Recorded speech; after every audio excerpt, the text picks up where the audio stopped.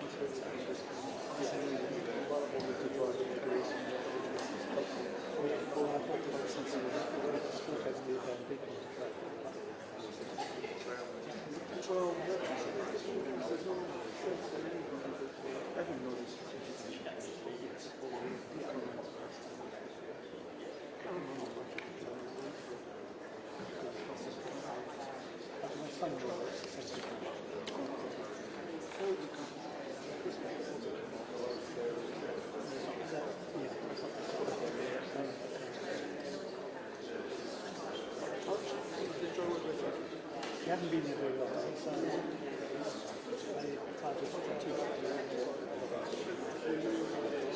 they worked very closely.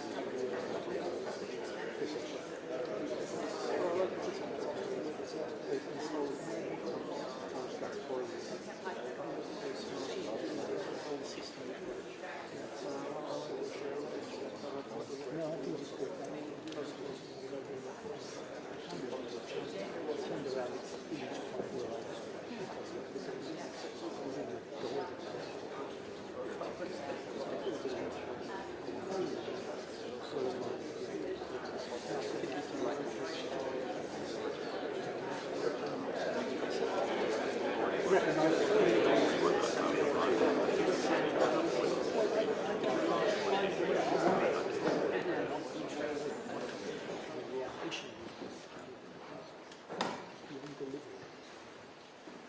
Hello, welcome to the Treasury. Last week, the British people voted for change. And over the last 72 hours, I have begun the work necessary to deliver on that mandate. Our manifesto was clear. Sustained economic growth is the only route to the improved prosperity that our country needs and to improve the living standards of working people. Where previous governments have been unwilling to take the difficult decisions to deliver growth or have waited too long to act, I will not hesitate. Growth was the Labour Party's mission in opposition. It is now our national mission. There is no time to waste. This morning, I want to outline the first steps that this new Labour government has taken to fix the foundations of our economy, so we can rebuild Britain and make every part of our country better off. But first, let me address the inheritance. I have repeatedly warned that whoever won the general election would inherit the worst set of circumstances since the Second World War. What I have seen in the past 72 hours has only confirmed that. Our economy has been held back by decisions deferred and decisions ducked. Political self-interest put ahead of the national interest. A government that put party first and country second. We face the legacy of 14 years of chaos and economic irresponsibility. That is why, over the weekend, I instructed Treasury officials to provide an assessment of the state of our spending inheritance so that I can understand the full scale of the challenge, and I will present this to Parliament before the summer recess. This will be separate from a budget that will be held later this year, and I will confirm the date of that budget alongside a forecast from the Office for Budget Responsibility in due course. All governments face difficult decisions. I will not shrink from those choices. Those choices are made harder, however, by the absence of the economic growth necessary, not only to balance the books, but also to improve living standards. New Treasury analysis that I requested at the weekend shows that had the UK economy grown at just the average rate of other OECD economies this last 14 years, our economy today would be over £140 billion larger. This could have brought in an additional £58 billion in tax revenues in the last year alone. That's money that could have helped revitalise our schools, our hospitals, and other public services. Growth requires hard choices, choices that previous governments have shied away from. And it now falls to this new Labour government to fix the foundations. There is no time to waste. We have promised a new approach to growth, one fit for a changed world. That approach will rest on 3 pillars: stability, investment, and reform. Let me turn first to stability. In the run-up to the general election, I set out the crucial first steps in our economic plans to deliver economic stability so we can grow our economy and keep taxes, inflation, and mortgages as low as possible. And that commitment stands. I emphasised this commitment in a meeting with the Governor of the Bank of England on Friday, and I will do the same when I meet the Chair of the Office for Budget Responsibility this week. These institutions are guarantors of our economic stability, and I will not be playing games at their expense. Over the weekend, I made clear to Treasury officials that the manifesto commitments that we were elected on will be kept to and they will be delivered on. That includes robust fiscal rules. And it includes our commitments to no increases in national insurance and the basic higher or additional rates of income tax or VAT. Now, I know that there are some who will argue that the time for caution is past, who hold that the platform on which we were elected, the platform that the British people voted for last week, can now be swiftly forgotten, that we can toss aside those fiscal rules or renege on our tax pledges, that a large majority in Parliament means we have the licence to row back on the principles of sound money and economic responsibility. I know that many of you aren't used to hearing this after recent years, but I believe that the promises that a party is elected on should be delivered on in government, and we will do so. We do not take lightly the trust of voters who have been burned too often by incompetence, irresponsibility, and recklessness. And to investors and businesses who have spent 14 years doubting whether Britain is a safe place to invest. And let me tell you, after 14 years, Britain has a stable government, a government that respects business, wants to partner with business, and is open for business. In an uncertain world, Britain is a place to do business. Let me turn to how we will unlock that private investment that we so desperately need. Before the election, I announced Labour's plans to launch a new national wealth fund with a remit to invest, and so to catalyse private sector investment in new and in growing industries. And in March, the former Governor of the Bank of England, Mark Carney, agreed to lead a task force on the establishment of a new national wealth fund. I can tell you today that I have received the report from that task force, and I will be announcing the next steps in short order. Alongside investment must come reform. Because the question is not whether we want growth, but how strong is our resolve? How prepared are we to make the hard choices and face down the vested interests? How willing even to risk short-term political pain to fix Britain's foundations? The story of the last 14 years has been a refusal to confront the tough and the responsible decisions that are demanded. This government will be different. And there is no time to waste. Nowhere is decisive reform needed more urgently than in the case of our planning system. Planning reform has become a byword for political timidity in the face of vested interests and a graveyard of economic ambition. Our antiquated planning system leaves too many important projects tied up for years and years in red tape before shovels even get in the ground. We promised to put planning reform at the centre of our political argument. And we did. We said we would grasp the nettle of planning reform. And we are doing so. Today, I can tell you that that work is underway. Over the weekend, I met with the Prime Minister and the Deputy Prime Minister to agree the urgent action needed to fix our planning system. Today, alongside the Deputy Prime Minister, I am taking immediate action to deliver this Labour government's mission to kickstart economic growth and to take the urgent steps necessary to build the infrastructure that we need, including 1.5 million homes in the next 5 years. The system needs a new signal. This is that signal. First, we will reform the National Planning Policy Framework, consulting on a new growth-focused approach to the planning system before the end of the month, including restoring mandatory housing targets. And as of today, we are ending the absurd ban on new onshore wind in England. We will also go further and consult on bringing onshore wind back into the nationally significant infrastructure projects regime, meaning decisions on large developments will be taken nationally, not locally. Second, we will give priority to energy projects in the system to ensure that they make swift progress. And we will build on the spatial plan for energy by expanding this to other infrastructure sectors.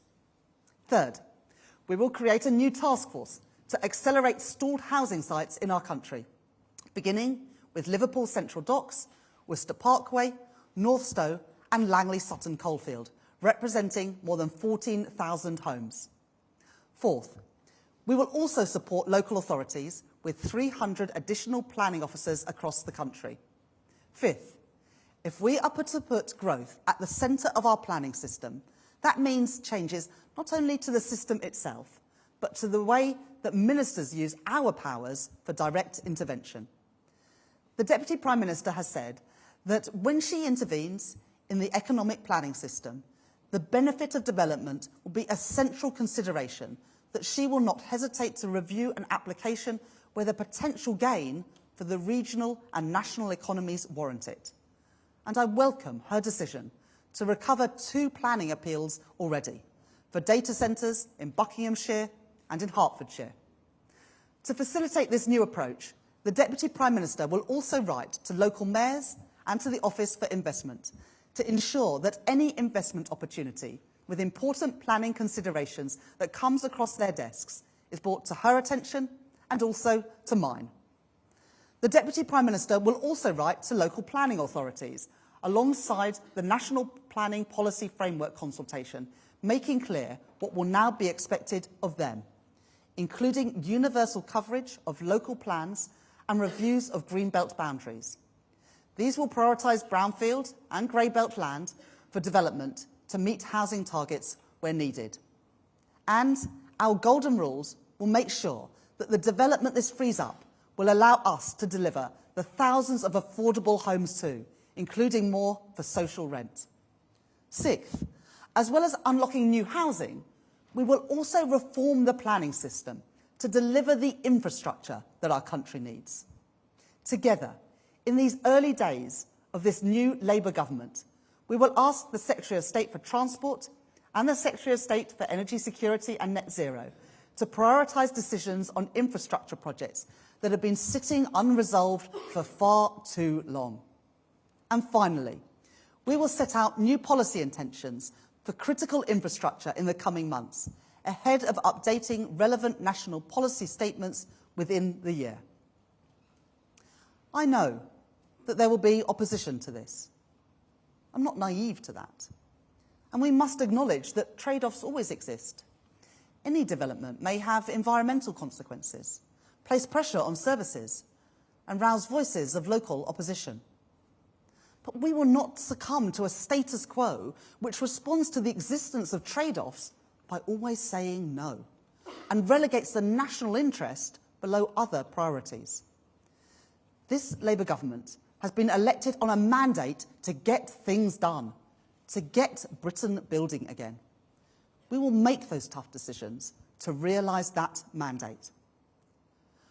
With these steps, we have done more to unblock the planning system in the past 72 hours than the last government did in 14 years. be in no doubt. We are going to get Britain building again.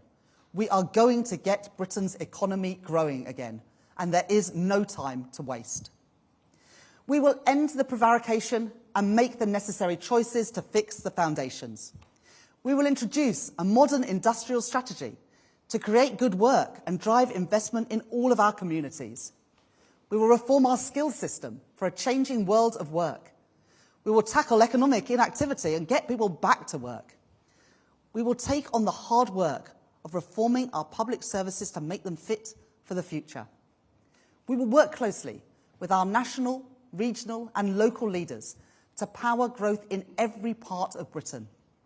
And we will turn our attention to the pension system to drive investment in homegrown British business and to deliver greater returns to pension savers.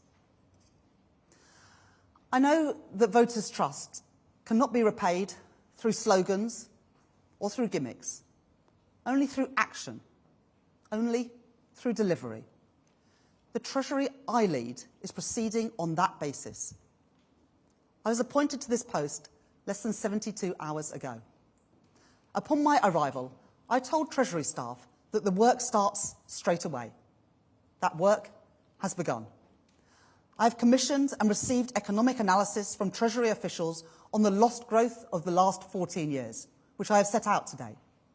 I have instructed Treasury officials to prepare an assessment of the state of our spending inheritance to be presented to Parliament before the summer recess. I have started work with the Prime Minister to make the necessary preparations for the establishment of a growth mission board, and that board will meet before the end of this month, focused squarely on reviving our country's economic growth and prosperity. I have established a new growth delivery unit here at the heart of the Treasury. I have received the recommendations of the National Wealth Fund Task Force and will shortly be announcing the next steps. And in these first 72 hours, we have done more to reform the planning system than previous governments have done in 14 years. There is much more to do. More tough decisions to be taken. You have put your trust in us, and we will repay that trust. The work towards a decade of national renewal has begun. There is no time to waste, and we are just getting started. Thank you very much.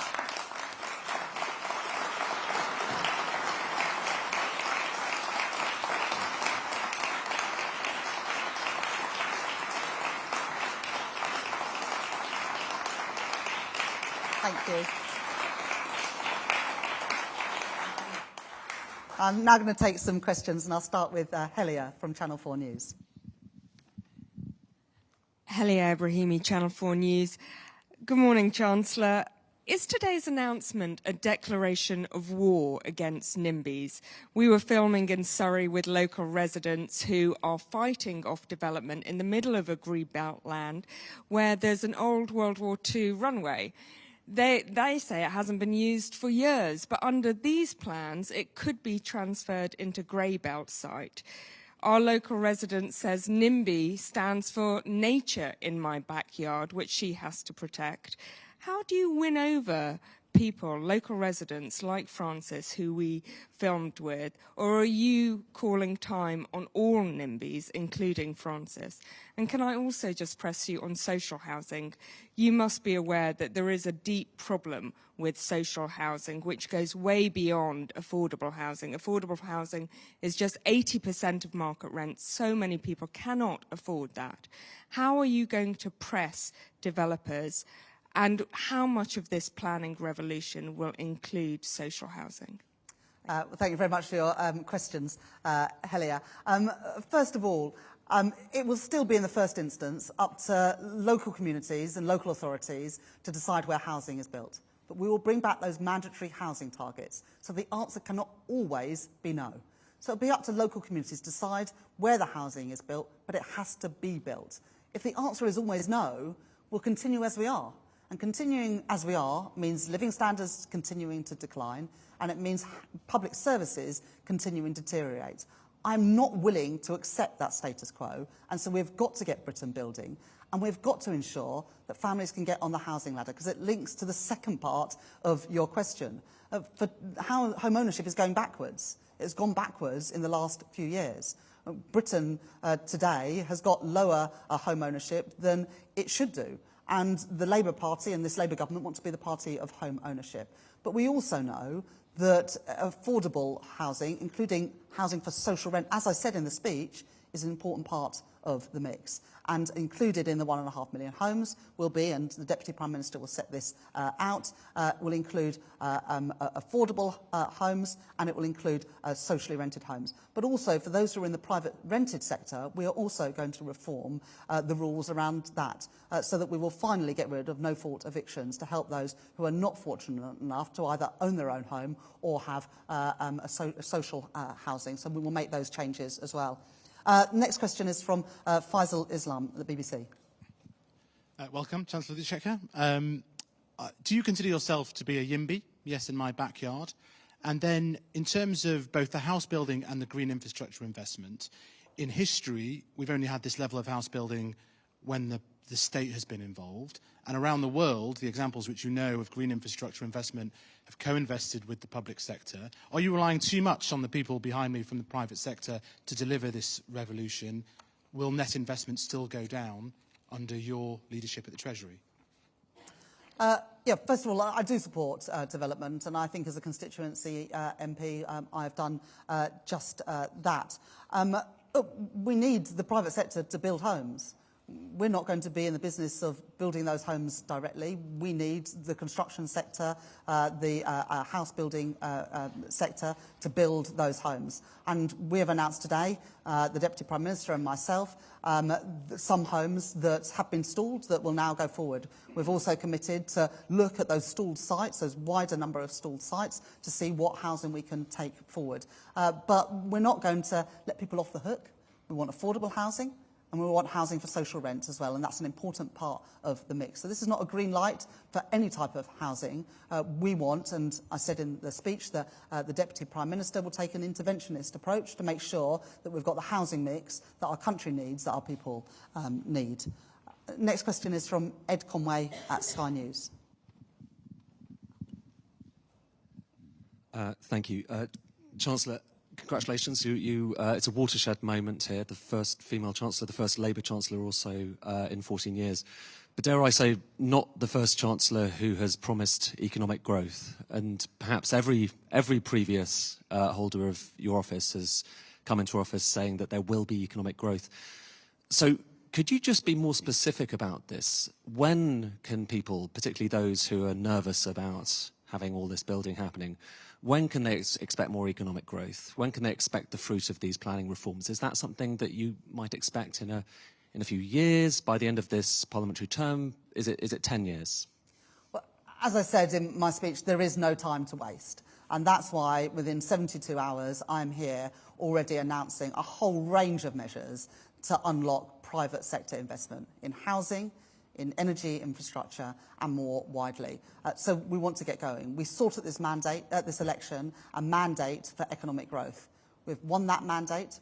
People have voted loud and clear for change, and they've voted loud and clear to get Britain building again and for plans to grow our economy. We're now getting on with the delivery. I've spoken today about planning. I've also said that I've received the report from the National Wealth Fund Task Force, and I'll be responding to that in due course. And I've also set out on pensions, on back to work, on skills, some of the other areas where we will be setting out more detailed plans for how we can get Britain growing again. I will produce a budget later in the year, and alongside that will come a forecast for the Office for Budget Responsibility. I know we can't turn things around overnight. We face a dire inheritance, but this is our down payment. These are the first steps that we will take to bring that growth back to the economy, and I'm determined to work, as are all of my colleagues, to do that, to unlock the private sector investment we need to grow our economy. And I'd just say, you know, it's all fine to say that you want growth. Everyone wants growth. But you've got to will the means and not just the ends. You've got to take some of the difficult decisions. Those difficult decisions have been ducked and dived and deferred for the last 14 years. I think you can see today that I mean business. We're getting on with the work that's needed to unlock that growth. Next question from Joel Hills from ITV. Thank you, Chancellor. 1.5 million new homes a year. in the Parliament, 300,000 new homes a year. We haven't built new homes on that scale since the 1950s. When will your government deliver on 300,000 new homes a year, please? And most economists will tell you it's not just building homes isn't enough. They've got to be in the right place, right? They've got to be where the jobs are or where affordability is most stretched. Can you guarantee that you will tweak the targets, the mandatory targets that you plan to reintroduce, which weren't necessarily a solution in the past, but when you introduce them, they will be tweaked to reflect that the homes need to go in the right place? Well, I announced today the unlocking of house building, 14,000 new homes in a variety of places, in Worcester, in Sutton Coldfield, and in Liverpool, for example. So, you can see that this is not just growth and homes in one part of the country, that is geographically spread. We've committed to 1.5 million homes by the end of the Parliament. As I said, we're not in the business of reneging on our manifesto commitments. We've received that strong mandate. We're going to deliver on that mandate. Of course, we have to ramp up those homes over time. Can't build homes overnight, but that's why we've set out today the initial steps we're going to take to unlock that private sector investment to build those homes. I don't think anyone can be in any doubt about the seriousness of our intent when it comes to either house building or other infrastructure investment. Subing Chang from The Telegraph. Hi, good morning, Chancellor. In your own words, this speech was about getting Britain building again. But one of the problems with our existing stock is that older homeowners are not downsizing, or not enough of them are downsizing. How are you going to encourage them to move? And since you enjoy talking about planning so much, are you planning for an autumn statement that is closer to September or November? Well, look, we're going to build homes so that if people want to downsize, they can choose to live in a different home. At the moment, the big problem is there's not enough supply of housing. And so there's not enough choice for people, whether those are people trying to get on the housing ladder, or as you rightly say, older people who want to downsize, perhaps to a bungalow, perhaps to live nearer to their children and grandchildren. We're going to build the homes to give people that choice again, whatever stage of life they are at. I'm going to do things properly when it comes to a budget. I will ask the Office of Budget Responsibility to produce the forecast. We'll go through the proper process and the time it takes to do that, and I will produce that budget in the autumn, but we will set out the date for that budget before summer recess. Next question from Sam Fleming from the Financial Times. Thanks. Thanks very much indeed. Two questions. First of all, on the OBR and the growth forecast. A lot of analysts would say the OBR is already quite a lot more optimistic on growth and productivity than other consensus forecasters in the IMF. Do you see a risk that actually the initial forecast under the OBR will see a downgrade to growth because not enough of the growth measures have come through yet and been planned in? Second of all was on public finances. Obviously, one of the drags on the public finances at the moment is the impact of quantitative tightening. I know you've ruled out the idea of moving to tiered reserves, but can you see any other changes to the way the costs of quantitative tightening are accounted for between the Treasury and the Bank of England, which could mitigate the uplift on the national debt? Thank you. Well, thank you very much for that question. The OBR currently forecasts trend growth at about 1 2/3% a year, and I will ask them to provide their independent latest assessment to go alongside the budget. But I think that everyone can see that we are serious about growing the economy. The planning reforms that I've announced today will take place and will happen shortly. I've already announced today the end of that moratorium on onshore wind. I've already announced today that the Deputy Prime Minister has called in decisions on 2 data centres, on a number of housing developments. So we're getting started. And, of course, we want to boost that growth rate. In our manifesto, our #1 mission is to have the highest sustained growth in the G7 with good jobs and productivity in all parts of the country. There's no time to waste if we're going to achieve that, which is why I've spent the last 72 hours in this building with officials in my department, but also in other government departments, working through the plans and what we can do to unlock the private sector investment that is absolutely essential for a growing economy. In terms of the Bank of England and the treatment of reserves, as you say, I've got no intention on changing the way that the way that reserves are treated and the interest paid on those reserves. We don't have any plans to change that. Larry Elliott from The Guardian. Good morning, Chancellor. Two questions, if I can. One, the former Prime Minister and now actually former MP Liz Truss talked about an anti-growth coalition which has been holding back growth. Do you think there's an anti-growth coalition in Britain, and if so, what do you plan to do about it? Just something specific on your housing targets. Are you going to mandate specific energy targets for housing efficiency and also mandatory targets for the proportion of social housing in the mix? Well, the anti-growth coalition of the Conservative Party and the British people kicked them out of office last week, Larry. In terms of housing and energy targets and the mix of social housing, I will leave that to my colleagues, the Deputy Prime Minister and also the Secretary of State for Energy Security and Net Zero to set those out. But as you know, we've got that ambition, clean power by 2030, and to become a clean energy superpower. We don't want to be using more energy than we need, and that includes in our homes. Next question is from Ashley Armstrong at The Sun. Thank you. Morning, Chancellor. Just wanted to ask, because last week you made the comment that the economy is clearly much more than just lines on a graph. You talk about pro-growth. What everybody wants is the details of when they're going to really be feeling a bit better off, when they're going to be feeling better for their households and their families. So if we could have a little bit on that, please, because clearly we all want growth. And the second point was also you speak about kind of making the UK the place for investment. We all know that the London Stock Exchange has been having a drought of listings, companies leaving for other places as well. The Tories considered a British ISA. Will you be considering something along those lines, or do you also agree that was more of the gimmick and more needs to be done? Thank you. Thanks very much for those questions, Ashley. Yeah, I mean, economic growth is about more than lines on a graph. This is about whether working people feel better off, whether our high streets and town centres are revived, whether there are good jobs paying decent wages in more parts of the country. Success for me will be whether working class kids from ordinary backgrounds have more opportunities than they do today. And I think those opportunities have gone backwards in the last few years. The opportunity to own your own home has gone backwards because we're not building enough homes. The opportunity to get on at school has gone backwards because of the number of unqualified teachers in our classrooms, which Bridget Phillips and the new Education Secretary has already set out how we're going to go about recruiting those 6,500 additional teachers.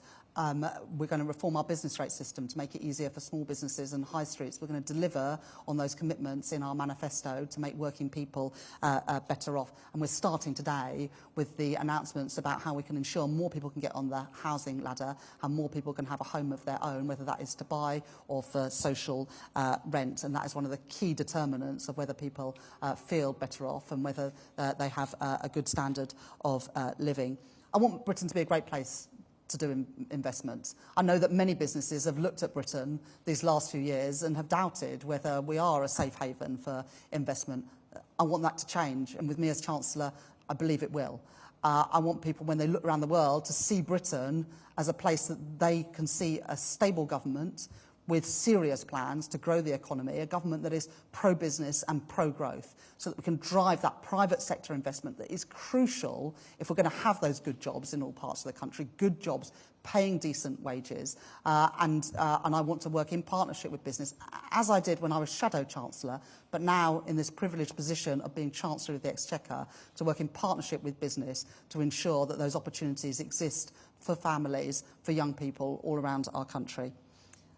Final question from Jack Barnett from The Times.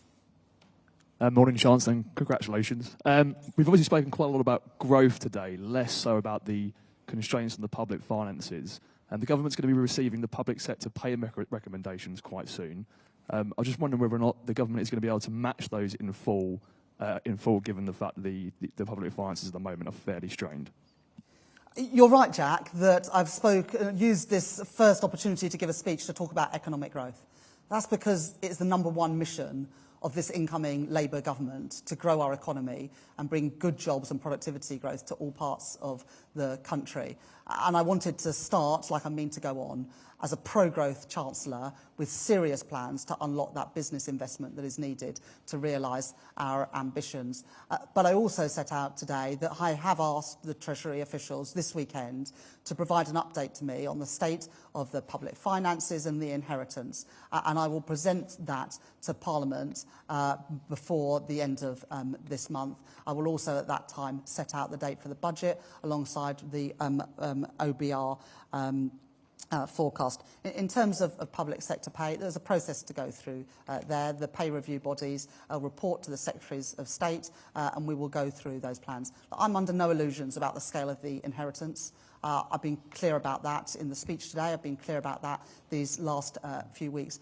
Difficult decisions for this incoming Labour government because of the mess left by our predecessors. But we will begin to turn things round, and central to turning things round is growing the economy, because as the Treasury analysis that was presented to me this weekend shows, if the economy had grown at the average rate of OECD economies these last 14 years, our economy today would be £140 billion bigger, with £58 billion more for public services. So that's why growth is so crucial, not just for driving up living standards, but also for having the money for public services. You're very keen. Would you like to ask a question? Thank you very much, Chancellor. I've got two questions. Firstly, obviously you're a Leeds MP. You just got elected on a massive mandate for change. Will the people of Yorkshire get HS2 or not? And secondly, a question on leasehold. I must declare an interest as a leaseholder, but a question on leasehold. Will Labour take on Labour councils who are also freeholders for ex-council flats? And will they imply the same new rules to leaseholders as you're promising for private freeholders? First of all, on HS2, I was really clear in opposition that we're not going to make any promises without saying where the money's going to come from. That's not going to change now that I'm Chancellor of the Exchequer. I'm not going to make any commitments without being able to say where the money's going to come from. On leaseholders, yes, of course, that would apply for local authorities as much as it does for private sector landlords. Thank you for your persistence. And thank you very much, everybody, for coming along today.